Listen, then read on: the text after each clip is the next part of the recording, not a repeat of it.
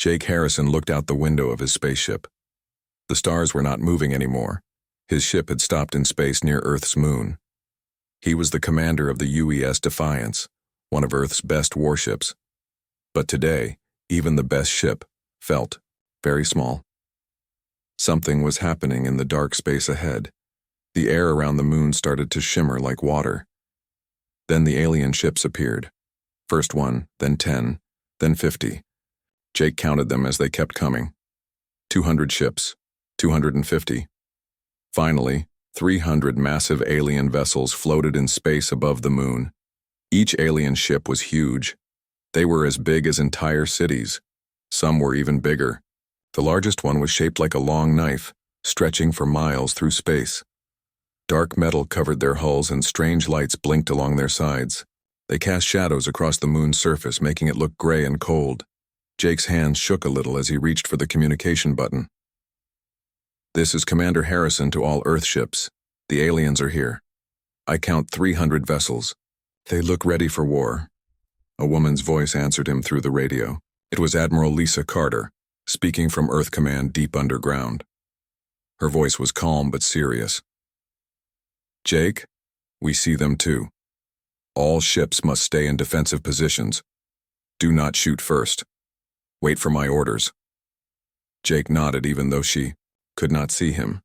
Around him, his crew worked at their stations. Lieutenant Bobby Johnson checked the weapon systems. Sergeant Kate Murphy monitored the alien ships with her scanners. Everyone was quiet and focused. They all knew this day might come, but nobody expected it to feel this real. On the research ship UES Discovery, Captain Ryan Brooks was also watching the alien fleet. He had been studying space signals for many months. His team had picked up alien messages from far away. They knew these aliens were coming to Earth, but they did not know when. Next to Ryan stood Dr. Emma Davis. She was the smartest person he knew when it came to alien languages.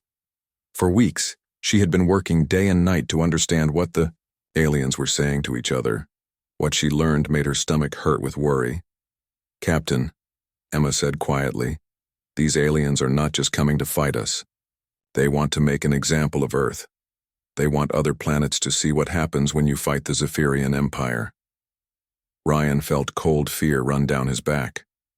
"What do you mean, make an example?" "They collect planets like trophies. Earth is supposed to be their first big victory in our part of the galaxy. They want to show everyone else that fighting back is useless." Far below on the moon, Lieutenant Colonel Alex Turner was getting ready for battle. He was in charge of the Luna Defense Platform, a huge weapon station built into the moon's surface. Through his window, he could see the alien ships hanging in space like dark clouds. Alex had fought in wars before, but never against aliens. He did not know what their weapons could do. He did not know how strong their armor was, but he knew one thing for sure. If those ships attacked Earth, he would fight them with everything he had. His finger rested on the weapons control. Big guns were pointing up from the moon's surface. Missiles were loaded and ready. All he needed was the order to fire. Back on Earth, deep in a bunker under Washington, President Helen Rodriguez was meeting with her military leaders. The room was full of maps and computer screens. Everyone looked worried. "How long do we have?"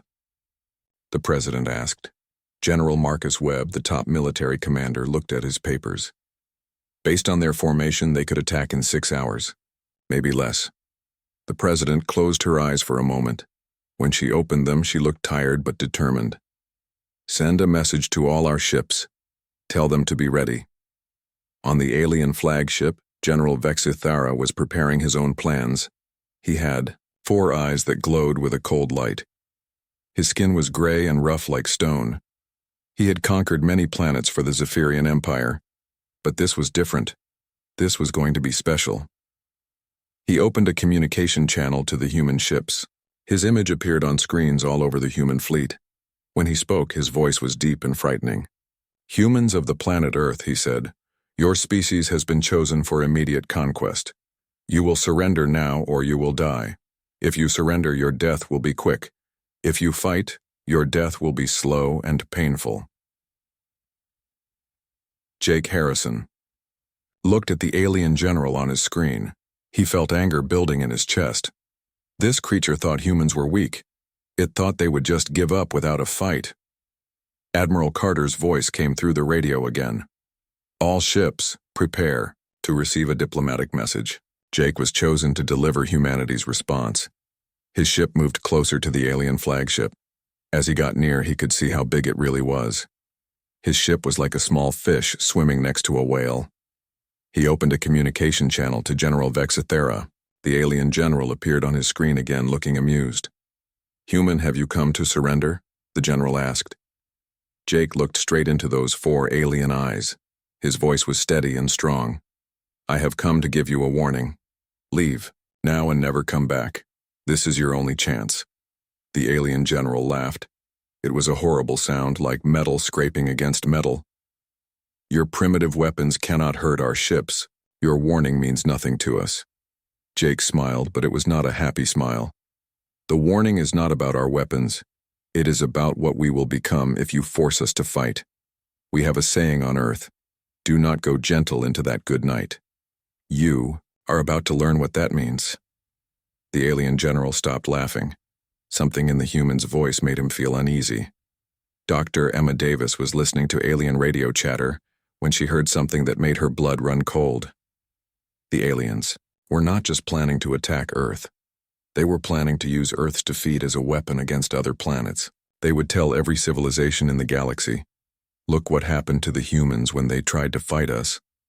But Emma also heard something else in their communications. Fear.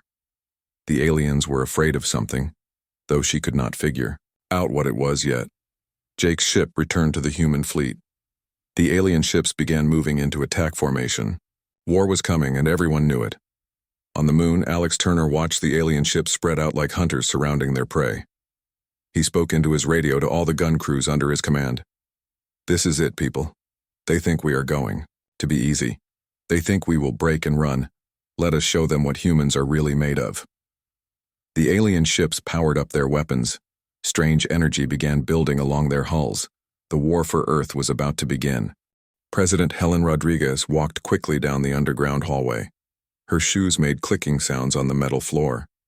The emergency meeting was starting in 5 minutes, and she knew this would be the most important decision of her life. The war room was deep beneath Washington. Thick concrete walls protected it from bombs and radiation. Inside, Earth's top military leaders were waiting around a large table. Computer screens showed the alien fleet still hanging in space above the moon. General Marcus Webb stood up when the president entered. He was a tall man with gray hair and tired eyes. He had fought in many wars, but never one like this. "Madam President," he said, "we have maybe 6 hours before they attack. Our ships are in position, but their technology is far ahead of ours. We are looking at complete destruction within 2 days." The president sat down heavily in her chair. Around the table sat admirals, generals, and scientists. Everyone looked worried. Some looked scared. "What are our options?" she asked. Admiral Lisa Carter spoke first. "We have 120 ships in our defensive fleet. The aliens have 300. Each of their ships is bigger and stronger than ours. In a straight fight, we will lose." "What about evacuation?" asked the president. "We can save maybe 10 million people using all our transport ships," said General Webb. "But Earth has 8 billion people. We cannot save them all." Dr. Samuel Chen cleared his throat. He was a thin man with thick glasses, who rarely spoke in meetings, but today, everyone listened to him carefully. "There is one more option," he said quietly. "Project Starfall." Everyone in the room became very quiet. Project Starfall was Earth's most secret weapon. Only a few people knew about it. "Tell me," said the president. Dr. Chen stood up and walked to a computer screen. "For 3 years, we have been working on a quantum entanglement weapon. It can disable electronic systems across entire fleets at the same time. But there are problems." "What kind of problems?" asked Admiral Carter. "First, we have never tested it on this scale. Second, the energy required might damage our own planet. Third, if we use it, every civilization in the galaxy will know where we are and what we can do." The president rubbed her forehead. Every choice seemed to lead to disaster. Meanwhile, in space, Commander Jake Harrison was getting ready for a special mission. Admiral Carter had given him new orders. He was to approach the alien flagship one more time and deliver a final message. But this message was not asking for mercy. It was giving the aliens one last chance to leave. Jake's ship, the UES Defiance, moved slowly toward the huge alien vessel. His crew was nervous. Lieutenant Bobby Johnson kept checking the weapon systems even though they were not going to fight. "Commander," said Sergeant Kate Murphy, "their weapons are tracking us. If they wanted to destroy us, they could do it right now." Jake nodded. "They want to hear what we have to say. They think it will be funny." The communication channel opened. General Vexathera appeared on the screen. His 4 eyes looked amused. Behind him, Jake could see other aliens working at strange control panels. "Have you come to surrender, human?" the general asked. Jake looked directly at the alien commander. His voice was calm and steady. "I have come to deliver a final warning from the government of Earth. Leave our solar system now and never return. This is your last chance." General Vexathera laughed loudly. Other aliens on his bridge joined in the laughter. It sounded like grinding metal. "Your weapons cannot penetrate our shields," the general said. "Your ships are toys compared to ours. What could you possibly do to threaten the mighty Zephyrian Empire?" Jake smiled, but his eyes were cold. "The threat is not what we will do to you. The threat is what we will become. You think you know humans because you have studied us from far away, but you do not understand us at all." "Explain," said the general. His laughter had stopped. "Humans do not surrender when things get bad. We get angry, we get creative, we get dangerous. You came here expecting to find sheep, but you found wolves instead." The alien general's 4 eyes narrowed. "You speak brave words for someone about to die. Maybe we will die," Jake said. "But we will make sure you remember us, and when other planets hear how much it cost you to defeat Earth, they will know they can fight you too." On the research ship UES Discovery, Dr. Emma Davis was working frantically to decode more alien messages. She had learned their language, well enough to understand most of their communications. What she discovered made her hands shake. Captain Ryan Brooks found her staring at her computer screen with a pale face. "Emma, what is it?" he asked. "The Zephyrian Empire has conquered over 200 worlds," she said quietly. "But they have never faced serious resistance. Most planets surrender without fighting when they see the size of the alien fleet. That makes sense," Ryan said. "Why fight when you cannot win?" "But that is not the worst part," Emma continued. "They are broadcasting everything that happens here to other civilizations. They want everyone to see Earth get destroyed. It is supposed to be a warning to the rest of the galaxy." Ryan felt anger building in his chest. "They want to use us as an example." "Yes. But I think they made a mistake. They chose Earth because they thought we would be easy to defeat. They did not study us carefully enough." Back in the war room, President Rodriguez was making her decision about Project Starfall. "Dr. Chen," she said, "if we activate this weapon, what exactly will happen? The quantum pulse will disable every electronic system within 100,000 miles of Earth," he explained. "Their ships will lose power, weapons, life support, everything. But you said it might damage Earth too. The pulse could disrupt our own electronics. We might lose power grids, communication systems, maybe even some satellites, but we would survive. The aliens might not." General Webb leaned forward. "There is another risk, Madam President. If we use this weapon, every advanced civilization in the galaxy will detect it. They will know that Earth has quantum technology." "Is that bad?" asked the President. "It could be," said Dr. Chen. "Some civilizations might see us as a threat. Others might want to steal our technology. We would never be able to hide again." The President was quiet for a long moment. Outside, she could hear the distant sound of air raid sirens. People all over Earth were hiding in bunkers and shelters. "How long do we have to decide?" she asked. "The weapon needs 4 hours to charge," said Dr. Chen. "If we are going to use it, we need to start now, Admiral Carter's voice came through the communication system. Madam President, our scouts report that alien ships are moving into attack formation. We estimate they will begin their assault in 3 hours. The President stood up and walked to the window. Through the thick glass, she could see the lights of the city above. Millions of people were counting on her to make the right choice.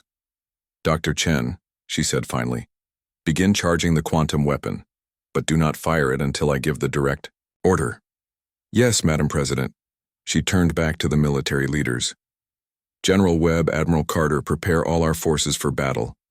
Even if we use the secret weapon, we need to fight as hard as we can. The aliens think we are weak. Let us prove them wrong. In space, Jake Harrison's ship was returning to the human fleet. The alien ships were spreading out into battle formation. Their weapons were powering up, creating an eerie glow around their hulls. General Vexthara stood on his command bridge, looking at the small human fleet. He had delivered ultimatums to hundreds of planets. Usually, the defending forces surrendered immediately when they saw the size of his fleet. But these humans were different. They seemed almost eager to fight, even though they could not possibly win. For the first time in many years, General Vexthara felt a small worry in the back of his mind. What if the humans were planning something he did not expect? He pushed the thought away. No primitive species could threaten the Zephyrian Empire. But deep down, he was beginning to understand that Earth might be different from every other world he had conquered. The first alien weapon fired at exactly 6 a.m. Earth time. A bright blue beam of energy cut through space and hit a communication satellite above North America. The satellite exploded in a shower of sparks and metal. Lieutenant Colonel Alex Turner watched from his command post on the Luna defense platform. The alien attack had begun. Through his window, he could see more energy beams shooting from the alien ships toward Earth. All gun crews, this is it. Alex spoke into his radio. Target the nearest alien cruiser and fire everything we have. The moon's surface erupted with light as dozens of railguns fired at once. Metal slugs the size of cars flew through space at incredible speed. They slammed into the alien ship's shields, causing them to flicker and spark. The alien shields held, but just barely. Keep firing, Alex shouted. We hurt them. Hit them again. On Earth, air raid sirens wailed in every major city. People ran for underground shelters as alien plasma beams began hitting targets around the planet. The aliens were not trying to kill civilians yet. They were destroying military bases, communication towers, and power plants. Commander Jake Harrison was leading a group of 12 human warships toward the alien fleet. His ship, the UES Defiance, was badly damaged from an earlier skirmish, but it could still fight. All ships follow my lead, Jake said over the radio. We are going to hit their left flank hard and fast. The human ships accelerated toward the alien formation. Energy beams and missiles flew in both directions. 3 human ships exploded in the first minute of combat, but they managed to destroy 1 alien vessel. Captain Ryan Brooks had a crazy idea. His research ship, the UES Discovery, was not built for combat. It was designed for exploring space and studying alien signals. But it had one thing the warships did not have: an experimental jump drive. Emma, he said to Dr. Emma Davis, can you calculate a jump that puts us right in the middle of their formation? Emma looked at him like he was insane. Ryan, that is incredibly dangerous. If we make even a small mistake, we could materialize inside one of their ships. That might not be a bad thing, Ryan said grimly. We cannot win this fight with conventional weapons. We need to do something they do not expect. Emma worked frantically at her computer. I can get us there, but we will only have a few seconds before they destroy us. A few seconds is all we need. The UES Discovery vanished from its position near Earth and reappeared directly between 2 alien cruisers. For a moment, the aliens were too surprised to react. Ryan did not waste the opportunity. Fire all torpedoes, everything we have. 24. Nuclear torpedoes launched from the Discovery in all directions. At point-blank range, even the alien shields could not stop them all.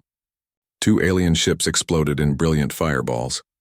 The Discovery jumped away just as enemy weapons fire filled the space where it had been. On the alien flagship, General Vexithara was getting angry. These humans were supposed to be easy to defeat. Instead, they were fighting like cornered animals. Status report, he demanded. His tactical officer, a thin alien with 6 arms, consulted his instruments. We have lost 8 ships so far. The humans have lost 32, but they are fighting much harder than expected. They cannot keep this up, the general said. They will run out of ships soon. But even as he spoke, he saw another human ship ramming directly into one of his cruisers. Both ships exploded together, but the human pilot had chosen to die taking an enemy with him. Admiral Lisa Carter was coordinating the battle from Earth Command. Her underground bunker shook every time an alien weapon hit the planet's surface. Phoenix, Squadron, break off your attack and help defend the civilian evacuation ships, she ordered. But Admiral, came the reply, if we leave, the aliens will break through our defensive line. I know, Lisa said sadly, but we cannot win this battle. Our job now is to save as many people as possible. Dr. Samuel Chen was working desperately to get the quantum weapon ready. The charging process was taking longer than expected, and alien attacks were disrupting the power grid. How much longer? Asked President Rodriguez over the communication system. 2 more hours, Dr. Chen replied. But I am not sure we have that much time. Through the bunker's thick walls, they could hear explosions getting closer to the capital. Back. In space, Jake Harrison's ship was badly damaged but still fighting. Half his crew was dead or wounded, but they refused to surrender. Commander, said Lieutenant Bobby Johnson, our weapons are down to 20% power. Life support is failing. Jake looked around his destroyed bridge. Smoke filled the air and sparks flew from broken computers. Through the cracked window, he could see more alien ships moving toward Earth. Bobby, he said quietly, set a collision course for that alien dreadnought. Sir, you heard me. We are going to ram them. Lieutenant Bobby Johnson's hand shook as he entered the commands. Course set, Commander. Jake opened a communication channel to all human ships. This is Commander Harrison. We cannot win this battle with weapons alone, but we can show these aliens what it costs to fight humanity. The UES Defiance accelerated directly toward the largest alien ship. Energy beams hit it from all sides, but Jake kept the ship on course. For Earth, he said as his ship smashed into the alien dreadnought. The explosion was visible from the planet's surface. Both ships were completely destroyed, but Jake's sacrifice inspired the other human crews to fight even harder. On the moon, Alex Turner was running out of ammunition. His defense platform had been firing continuously for 3 hours. Many of his guns were overheated and breaking down. Sir, said one of his gunners, we are down to our last magazine of railgun slugs. Alex looked at the tactical display.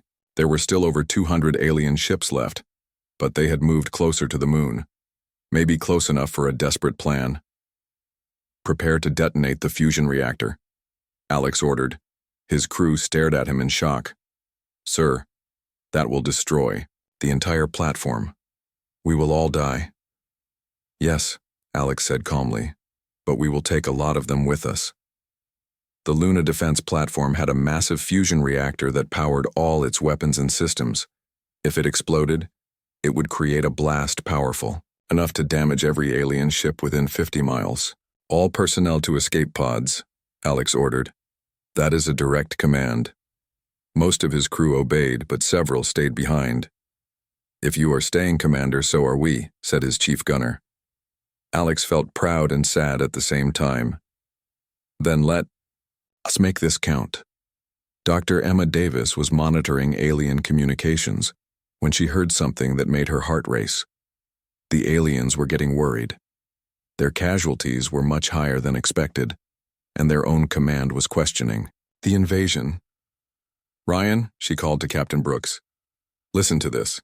She played a recording of alien radio chatter. Even without translation, Ryan could hear the fear in their voices. They are scared, Emma said. The Zephyrian Empire has never faced resistance like this. Their commanders are starting to doubt whether Earth is worth the cost. How many ships have we destroyed? Ryan asked. 43 confirmed kills. We have lost 90 ships, but we are making them pay for every victory.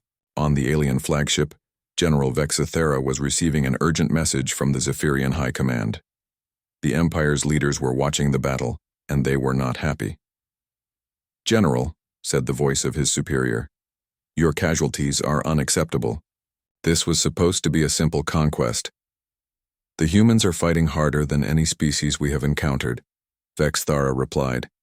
"They do not surrender, even when facing certain death. Perhaps we underestimated them. Complete your mission, quickly, or we will send someone who can." The communication ended, leaving the general feeling worried for the first time in his career. On Earth, the quantum weapon was finally ready to fire. Dr. Chen looked at President Rodriguez on the video screen. "Madam President, we are ready. But I must warn you again. Using this weapon will change everything. Every civilization in the galaxy will know what we are capable of." The president looked tired but determined. "Dr. Chen, how many people have we lost today?" "Current estimates are over 2 million dead, with more dying every minute." "Then fire the weapon. Show these aliens what happens when they threaten humanity." Dr. Chen's finger moved toward the activation button. The battle for Earth was about to change in ways nobody could predict. Dr. Samuel Chen's finger pressed the activation button. Deep underground, the quantum weapon began to charge its final sequence. The machine hummed with power that could change the course of the war. But President Helen Rodriguez was having second thoughts. She stood in the war room watching the battle reports come in. Earth was losing badly, but something was different about this fight. "Dr. Chen, wait," she said suddenly. "How many alien ships have we destroyed?" 51 confirmed. "Kills, Madam President. We started with 120 ships, now we have 38 left." General Marcus Webb looked up from his reports. "That means we have killed more aliens than we have lost ships. Each human vessel is taking out more than one enemy." Admiral Lisa Carter's voice came through the communication system from her command. "Ship. Madam President, something strange is happening. Some alien ships are not firing at our rescue vessels. They are letting civilian transports escape." President Rodriguez felt confused. Why would they do that? Dr. Emma Davis had the answer. She was aboard Captain Ryan Brooks's ship, the UES Discovery, listening to alien radio communications. What she heard made her heart race with excitement. "Ryan, you need to hear this," she said, playing a recorded alien conversation through the ship's speakers. The alien voices spoke in their own language, but Emma translated in real time. "They are saying that humans treat prisoners according to their laws of war. One alien pilot was rescued by a human ship after his craft was destroyed. Instead of torturing him, the humans gave him medical care and food." Ryan looked amazed. "They are surprised that we follow rules during war?" "More than surprised. They are shocked. The Zephyrian Empire does not take prisoners. They kill everyone who opposes them. But we are different." Emma played another recording. This one was from an alien crew member talking to his friends. He says that humans could have left him to die in space, but they risked their own lives to save him. He cannot understand why. "Captain, Ryan Brooks made a decision that would change everything. Emma, can you broadcast a message to all alien ships in their own language?" "Yes, but why?" "I want to tell them something important." Ryan opened a communication channel to the entire alien fleet. Emma translated his words into the Zephyrian language and broadcast them across space. "Alien soldiers," Ryan's message began, "you came here to conquer us. But we want you to know something about humans. We do not fight because we hate you. We fight because we love our families, our planet, and our freedom." The message continued. "Your commanders tell you that we are primitive and weak. But strength is not about having bigger weapons. Strength is about protecting what matters to you." On dozens of alien ships, crew members stopped what they were doing to listen. Many of these aliens were not originally from the Zephyrian Empire. They were soldiers from planets that had been conquered years ago, forced to fight for their conquerors. Dr. Emma Davis was monitoring the response to Ryan's broadcast. "Ryan, this is incredible. Alien crew members are talking to each other about the message. Some of them are questioning their orders. Meanwhile, the quantum weapon was almost ready to fire. Dr. Chen watched the power levels rise on his instruments. 2 minutes until full charge, he reported to the president. But something unexpected was happening in space. On the alien ship called the Crimson Blade, a group of conscripted soldiers from a conquered world called Theta Prime were having a meeting. Their leader was a blue-skinned alien named Zork, who had been fighting for the Empire for 5 years. "Brothers," he said to his fellow soldiers, "did you hear the human broadcast?" "Yes," replied another soldier. "They spoke of protecting their families. I remember when our world was destroyed. We had families too. The Empire told us that all other species were savage and cruel," Zork continued. "But these humans rescued our pilot instead of letting him die. They gave him medical care." The soldiers looked at each other with growing understanding. They had been lied to about many things. On Earth, President Rodriguez was watching the alien fleet on her tactical display. She noticed something strange. Several alien ships had stopped firing at human targets. "General Webb, are you seeing this?" she asked. "Yes, Madam President. It looks like some of their ships are having technical problems. Maybe our attacks damaged their systems." But Dr. Emma Davis knew the truth. "Admiral Carter," she radioed, "the alien ships are not malfunctioning. Some of their crews are refusing to fight." Admiral Carter's voice came back excited. "Are you sure?" "Positive. I am monitoring their internal communications. Crews on at least 12 ships are ignoring orders to attack civilian targets." This news spread quickly through the human fleet. Suddenly, the hopeless battle seemed different. On the alien flagship, General Vexithara was furious. "Why are some of our ships not following orders?" he demanded. His tactical officer looked nervous. "Sir, we are receiving reports that some crews are questioning the mission. The human broadcast has caused problems among the conscripted soldiers." "Conscripted soldiers?" "Yes, sir. Remember, over half our crews are from conquered worlds. They were forced to join our military." General Vexithara felt a cold fear in his stomach. He had never thought about the loyalty of his own troops. The Empire had always controlled conquered peoples through fear and threats, but the humans had shown these soldiers something different. They had shown kindness to an enemy prisoner. Dr. Samuel Chen's weapon was now fully charged. "Madam President, we are ready to fire. This pulse will disable every electronic system within 100,000 miles. It will end the battle immediately." President Rodriguez looked at the tactical display again. The alien fleet was still enormous, but it was no longer united. Some ships were fighting, others had stopped, and a few seemed to be moving away from Earth entirely. "Dr. Chen," she said slowly, "what if we do not use the weapon to attack them?" "I do not understand, Madam President." "What if we use it to send a message instead? A message so powerful that every civilization in the galaxy will hear it?" Dr. Chen thought for a moment. "We could modify the quantum pulse to carry information instead of just disabling electronics. But what message would we send?" President Rodriguez smiled for the first time in days. "We tell the galaxy the truth. We tell them about today. About how humans fight not for conquest but for freedom. About how we treat even our enemies with respect." Admiral Carter's voice interrupted their conversation. "Madam President, you need to see this. 3 alien ships have just broken formation. They are attacking other alien vessels." On the bridge of the Crimson Blade, Zork and his fellow soldiers had taken control of their ship. They were no longer fighting for the Zephyrian Empire. They were fighting for themselves.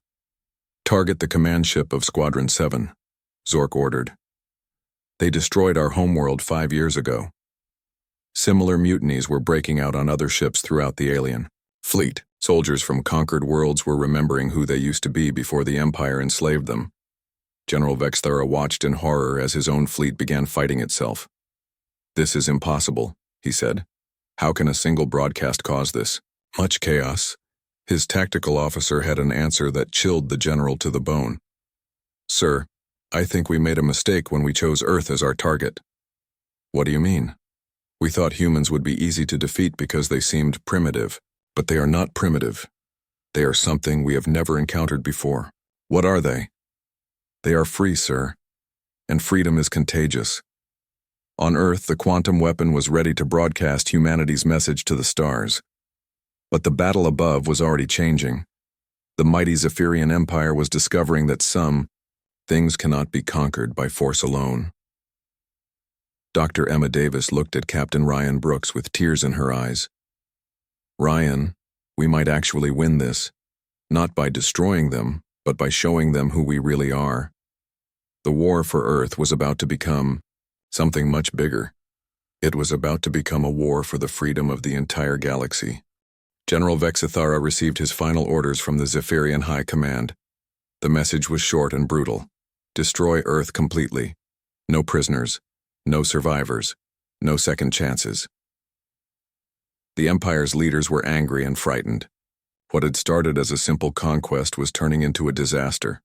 Rebellions were breaking out on 12 different ships. Conquered soldiers were fighting their former masters. The whole galaxy was watching this mess unfold. "General," said the cold voice of his supreme commander, "you will use planet-killer weapons to destroy Earth. We cannot allow this rebellion to spread any further." Vexithara looked at the massive weapons on his flagship. These were not ordinary guns. They were designed to crack planets in half and turn them into floating rocks. He had used them on 3 worlds before, but never on a planet with billions of people. "Sir," he replied, "that will kill 8 billion humans. Surely we can still salvage this situation." "No," came the harsh reply. "Earth has made our conscripted troops remember their old lives.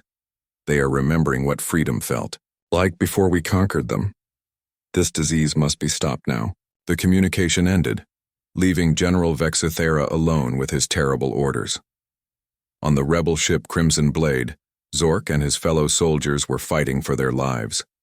Other loyal Empire ships were trying to destroy them. But they were not alone anymore. 8 more ships had joined their rebellion. "All rebel vessels," Zork broadcast on an open channel. "We are not fighting for the humans. We are fighting for ourselves. We are fighting to be free again." Dr. Emma Davis was listening to everything. The alien communications were full of chaos and confusion. She turned to Captain Ryan Brooks with tears in her eyes. "Ryan, it is working. They are remembering who they were before the Empire enslaved them. But there is bad news too." "What bad news?" "The Empire has ordered General Vexithara to destroy Earth completely. They are going to use planet-killer weapons." Ryan felt cold fear wash over him. "How long do we have?" "Maybe 30 minutes before they can charge those weapons fully." On Earth, President Helen Rodriguez was making the most important decision in human history. Dr. Samuel Chen's quantum weapon was ready, but not to destroy the alien fleet. It was ready to broadcast a message across the galaxy. "Dr. Chen," she said, "are you certain this message will reach every civilized world within 1,000 light years?" "Yes, Madam President. The quantum pulse will carry our broadcast to every planet with advanced technology. They will all hear what happened here today." Admiral Lisa Carter's voice came through the communication system. "Madam President, we are detecting massive energy buildup on the alien flagship. They are preparing to fire planet-killer weapons." President Rodriguez closed her eyes for a moment. When she opened them, her voice was steady and strong. "Send the message, Dr. Chen. Tell the galaxy what humanity stands for." The quantum pulse erupted from Earth's secret facility. It raced through space faster than light itself, carrying humanity's story to hundreds of worlds. The message was simple but powerful. "We are the humans of Earth. A great empire came to conquer us today. They thought we would surrender easily because our weapons were not as advanced as theirs. They were wrong. We fought not because we are violent, but because we are free. We treated their prisoners with kindness, not because we are weak, but because we are civilized. To all enslaved peoples in the galaxy, freedom is possible. Resistance is not futile. You are not alone." The message reached the planet Theta Prime, where Zork's people had lived before the Empire destroyed their world. The few survivors hiding in underground bunkers heard it and began to hope again. It reached the water world of Aquanus, where the people had been forced to build ships for the Empire. They stopped working and began planning their own rebellion. It reached the mining colonies of the Zirian system, where slaves had been digging precious metals for 50 years. They picked up their tools and decided to use them as weapons instead. 100 worlds, the message sparked something the Empire had tried to destroy: hope. But on the flagship above Earth, General Vexithara was preparing to fire his planet-killer weapons. The huge guns were almost ready. In 5 minutes, Earth would be a field of floating rocks. Then something unexpected happened. His weapons officer, a young alien named Krell from the conquered world of Novaris, refused to fire. "I will not destroy a planet full of innocent people," Krell said quietly. "You will follow orders," General Vexithara roared, "or I will execute you myself." "Then execute me," Krell replied. "I would rather die free than live as a slave." Other crew members on the bridge were listening. Many of them were also from conquered worlds. They had families who died when the Empire destroyed their planets. One by one, they began to refuse their orders. General Vexithara drew his weapon and shot Krell. The young alien fell to the floor, but he was smiling as he died. "Anyone else want to join him?" the general asked. The entire bridge crew stepped forward together. Captain Ryan Brooks was flying his ship directly toward the alien flagship. His plan was desperate and probably suicidal, but it was the only chance left. "Emma," he said to Dr. Emma Davis, "I need you to broadcast one more message to the alien fleet." "What message?" "Tell them that humans never give up. Tell them that, even if they destroy Earth, the idea of freedom will spread across the galaxy. Tell them that they have already lost, even if they win this battle." Emma sent the message in the alien language. It reached every ship in the fleet. On the flagship, General Vexithara was trying to operate the planet-killer weapons himself. His crew was either dead or refusing to help him. The guns were charged and ready, but he needed help to aim them properly. That was when the mutiny spread to his own ship. Soldiers from a dozen conquered worlds stormed the bridge. They had been serving the Empire for years, but the human message had awakened something inside them. General Vexithara found himself surrounded by his own troops. They were no longer his soldiers. They were free beings who remembered what freedom meant. "You cannot do this," he said desperately. "The Empire will destroy us all." "The Empire is already dying," said the leader of the mutineers. "Today, the humans showed us that resistance is possible. Tomorrow, 1,000 worlds will rise. Up against you, the planet-killer weapons powered down." Earth was safe. Dr. Emma Davis was monitoring communications from across the galaxy. The reports were incredible.